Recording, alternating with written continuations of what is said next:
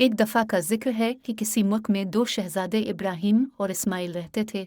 एक दफ़ा इस्माइल शहजादा बीमार हो गया और इसे शाही हकीम ने पीले फूल का इलाज बताया। इसकी बीमारी की शिफा पीले फूल में थी।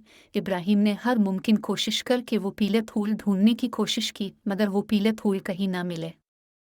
इसने शहजादे को समंदर के एक जजीरे का पता बताया जहाँ पीले फूल वाफिर मिकदार में मौजूद थे। इब्राहिम शहजादे ने फ़ौरन जाने का इरादा किया। हकीम साहिब ने इसे बोला कि तुम ऐसे वहाँ पर नहीं जा सकते, क्योंकि वहाँ पर मशहूर है कि वहाँ पर जो गया वो वापस नहीं आता है। अगर तुमने वहाँ जाना है तो तुम सुबह के वक्त जाओ और सूरज गुरूब होने से पहले वापस आ जाओ। शहजादा इस्माइल ने शहजादा इब्राहिम से बोला कि भाई, आप मेरी वजह से किसी मुश्किल में ना पड़िएगा। शहजादा इब्राहिम ने कहा, तुम मेरे भाई हो, मैं तुम्हारे लिए कुछ भी कर सकता हूँ। लिहाजा 2 दिन बाद शहजादा इस जगह का पता करवाने में कामयाब हुआ और अपने सिपाहियों के साथ वहाँ के लिए रवाना हुआ। जब वो वहाँ पहुँचा तो सूरज गुरूब होने वाला था।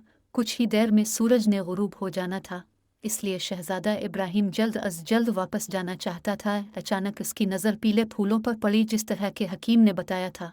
फिर शहजादा उनकी तरफ लपका और उतारने लगा और उसे हासिल करने की कोशिश की, लेकिन इतने में सूरज गुरूब हो गया। सूरज के गुरूब होते ही कुछ ऐसे ढांचे शहजादे के सामने आए और उसे खींचते हुए एक खाली वीरान जगह में ले गए।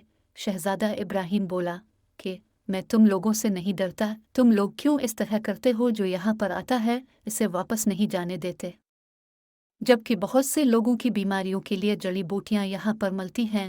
मेरा भाई बीमार है, मुझे जाने दो। वो ढांचे बोले कि हम तुम्हें किसी सूरत भी नहीं जाने देंगे। हाँ, अगर तुम इस जालिम बादशाह को हमें सौंप दो तो जैसे तुम बोलोगे हम वैसा ही करेंगे। शहजादा बोला, कौन सा जालिम बादशाह? ढांचों ने कहा, हम किसी मुल्क में बहुत खुशहाल रहते थे कि अचानक एक बादशाह हम पर हुकूमत करने लगा। वो बहुत जालिम शख्स था। उसने हमसे हमारी तमाम फसलों और रेवड़ को छीन लिया और बोला कि जब तक तुम लोग मेरे मातहत हो तुम यहाँ पर काम नहीं कर सकते। हमने बहुत कोशिश की लेकिन वो हमसे राज़ी ना हुआ और हमें किसी सूरत भी हमारी जायदाद को वापस नहीं किया। एक दिन हम सब ने मिलकर उसके खिलाफ आवाज़ उठाई तो वो बोला, तुम लोगों की इतनी हिम्मत कि मेरे आगे ज़बान चलाओ। उसने इस तरह पहले भी बहुत जुल्म किया था। उसने हम पर जुल्म के पहाड़ गिरा दिए।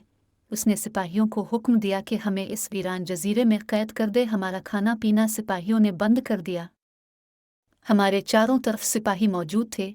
हम कहीं भी किसी भी जगह पर बगैर इजाज़त के नहीं जा सकते थे। हम भूख से तड़पते रहे। पानी हमारे सामने था लेकिन पानी पीने की इजाज़त न थी। दिन गुजरते गए और हमारे बच्चे मरते गए। हमने अपनी आंखों के सामने अपने बच्चों को रोता तड़पता देखा और फिर हम सब ढांचे बन गए। हम बहुत तकलीफ़ में थे लेकिन न बादशाह को रहम आया न उसके सिपाहियों को। एक दिन ऐसा हुआ कि सूरज गुरूब हुआ और हम सब ढांचे बनकर मर गए।